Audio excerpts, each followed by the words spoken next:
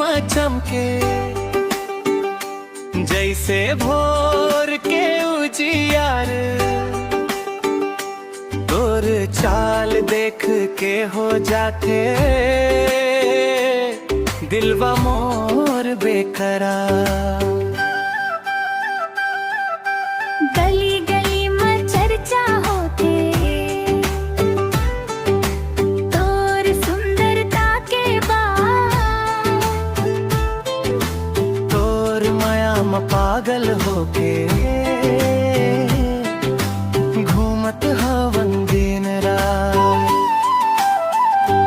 देसी दारू तोर जवानी माया के चढ़ गे नशारे।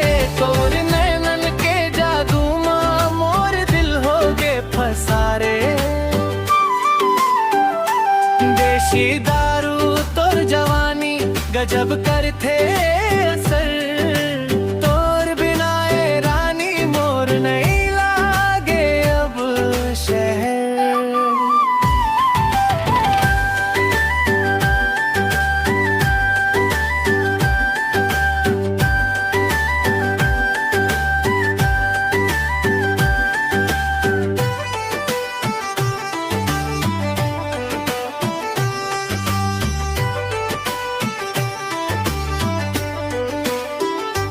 महुआ के फूल कसमे के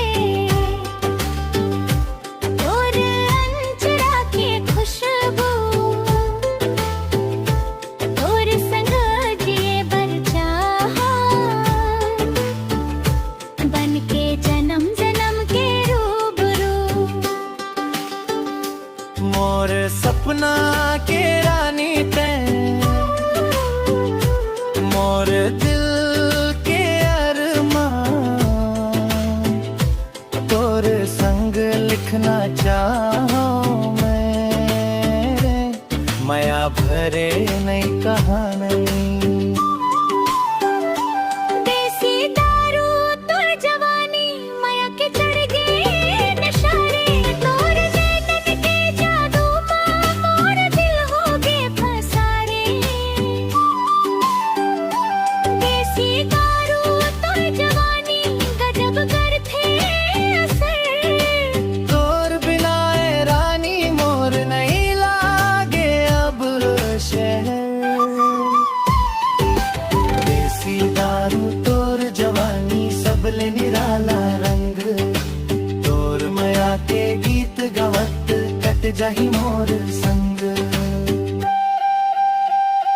देसी दारू तोर जवानी माया के चढ़ गे नशारे।